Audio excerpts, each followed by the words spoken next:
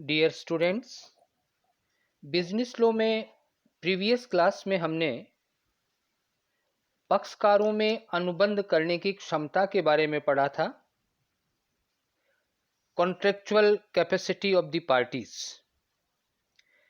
इसके तहत अधिनियम की धारा 11 के अनुसार हमने ये पढ़ा था कि अनुबंध वही व्यक्ति कर सकता है जो संबंधित राजनियम के अनुसार वयस्क होता है, अर्थात मेजर होता है, एवं उसका मस्तिष्क स्वस्थ होता है, अर्थात वह साउंड माइंड का होता है, और संबंधित राजनियम के द्वारा वह व्यक्ति अयोग्य घोषित नहीं किया गया हो, अर्थात राजनियम ने उसको डिस्क्वालिफाइड तो नहीं डिक्लेयर कर दिया है।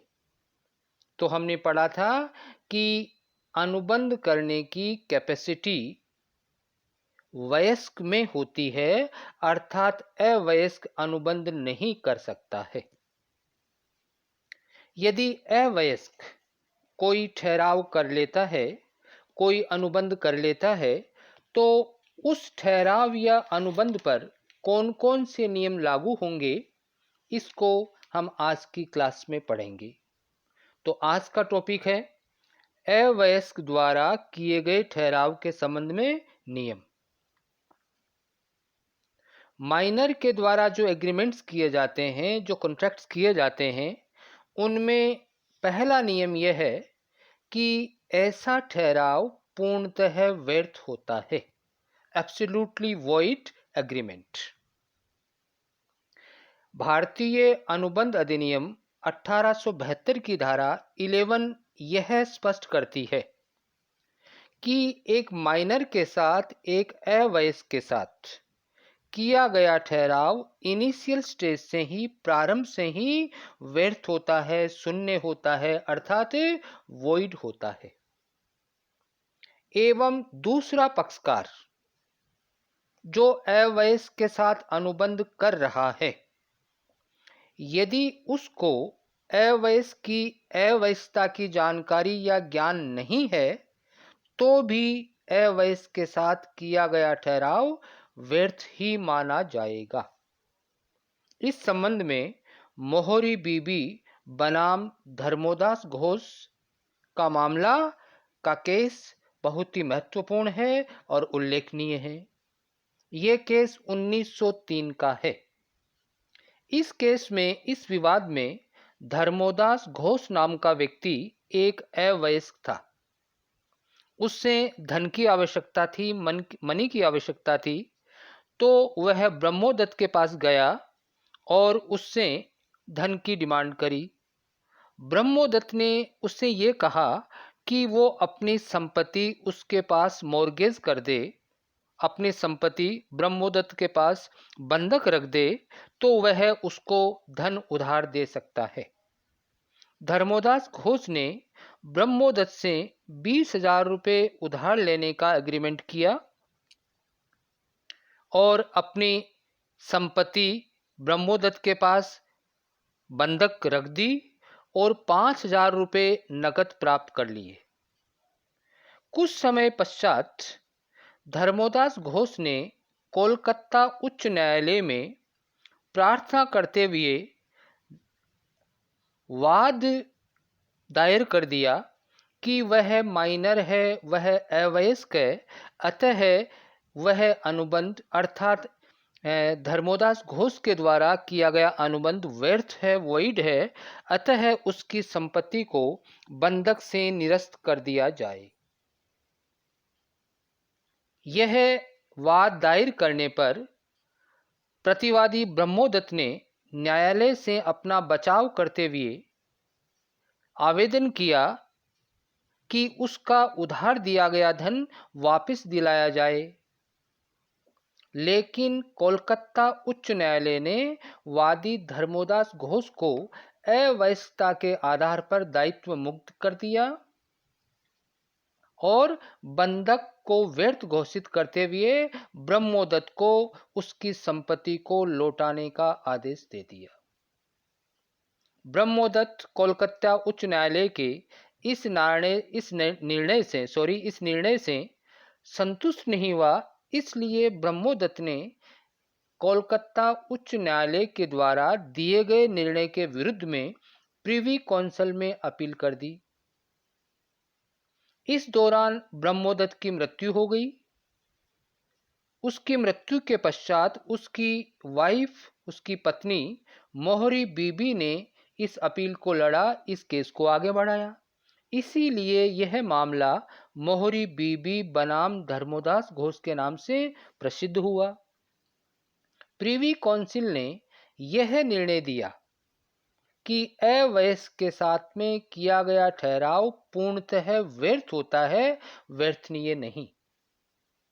अतः इस निर्णय ने अवयस्क के संबंध में एक नया मोड़ दिया जो आज भी विद्यमान है कि अवयस्क के साथ किया गया ठहराव प्रारंभ से ही पूर्णतः व्यर्थ होता है। अवयस्क के साथ किए गए ठहराव के संबंध में दूसरा नियम है अनिवार्य आवश्यकताओं के लिए दायित्व, minors liability for necessities for life. सामान्यतः जनरली एक अवयस्क ऋण लेने अथवा कोई संपत्ति खरीदने का वैधानिक ठहराव नहीं कर सकता है, लेकिन वह अपनी जीवन निर्वाह संबंधी अर्थात अपनी आधारभूत आवश्यकताओं को पूरा करने के लिए ऋण लेता है, तो ऋणदाता उसकी संपत्ति यदि अवयस्क के पास में कोई हो तो से अपना ऋण वसूल कर सकता है, लेकिन अवयस्क को व्यक्तिगत रूप से दायी नहीं ठहरा सकता है। जैसे उदाहरण के तौर पर ए एक अवयस्क है और मंदबुद्धि वाला बालक है। बी नामक दूसरा व्यक्ति उस ए अवयस्क और मंदबुद्धि वाले बालक की आर्थिक स्थिति के अनुसार उसकी बेसिक नीड्स के लिए 20,000 रुपये का ऋण देता है। ऐसी स्थिति में बी ए की संपत्ति यदि ए के पास कोई संपत्ति हो तो से यह ऋण वसूल कर सकता है, व्यक्तिगत रूप से नहीं कर सकता। इसी प्रकार यदि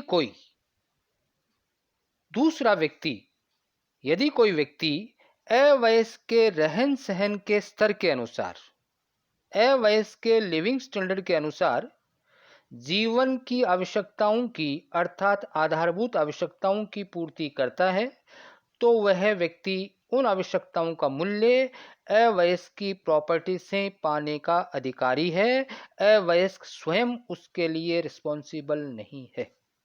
जैसे फॉर इंस्टेंस एक्स को, जो एक पागल व्यक्ति है, वाई उसकी पत्नी एवं बच्चों के जीवन निर्वाह के लिए उसकी स्थिति के अनुसार आवश्यक वस्तुएं उपलब्ध कराता है, तो वाई उसकी संपत्ति से यह राशि वसूल कर सकता है, व्यक्तिगत रूप से नहीं। इस संबंध में हम नोट डाल के कुछ पॉइंट्स लिखेंगे। जैसे सबसे पहली बात कि अवयस्क की संपत्ति को दायी ठहराने के लिए कुछ शर्तों का पूरा होना जरूरी है। कौन कौन सी शर्तें हैं? सबसे पहली शर्त, पूर्ति की जाने वाली वस्तुएं जीवन की आवश्यकताएं होनी चाहिए। आवश्यकताएं जिनकी पूर्ति की गई है अवयस्क के लिविंग स्टैंडर्ड या जीवन स्तर के अकॉर्डिंगली होनी चाहिए। तीसरी शर्त है, अवयस्क के पास पहले से ही वे वस्तुएं पर्याप्त मात्रा में विद्यमान या उपलब्ध नहीं होनी चाहिए। नेक्स्ट शर्त है, अवयस्क के पास संपत्ति भी होनी चाहिए, प्रॉपर्टी भी होनी चाहिए, अदरवाइज उससे वसूल नहीं किया जा सकता है। नेक्स्ट है, आवश्यकताओं के लिए किया गया अनुबंध अवयस्क के इंटरेस्ट में होना चाहिए, उसके हित में होना चाहिए।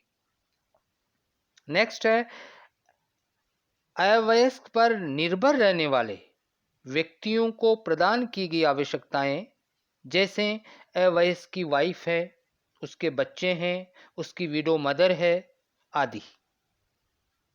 और प्रदान की गई आवश्यक वस्तुओं का मूल्य उचित भी होना चाहिए। यदि ये शर्तें पूरी होती है तो अवयस्क की संपत्ति को दायी ठहराया जा सकता है, अदरवाइज नहीं। नेक्स्ट नियम है अवयस्क साझेदार के रूप में, माइनर एज ए पार्टनर। भारतीय साझेदारी अधिनियम 1932 की धारा 30 यह बताती है कि एक अवयस्क साझेदार के रूप में शामिल नहीं हो सकता है। अर्थात साझेदारी फर्म में एक अवयस्क को साझेदार के रूप में, पार्टनर के रूप में शामिल नहीं कर सकते हैं। लेकिन यदि फर्म के सभी पार्टनर्स, सभी साझेदार सहमत हो जाए तो एक अवयस्क को साझेदारी के लाभों में शामिल किया जा सकता है। अर्थात अन्य शब्दों में, साझेदारी में यदि हानि होती है तो अवयस्क उस हानि को वहन नहीं करेगा। और आज का लास्ट नियम हम पढ़ रहे हैं अवयस्क एजेंट के रूप में, माइनर एज एन एजेंट।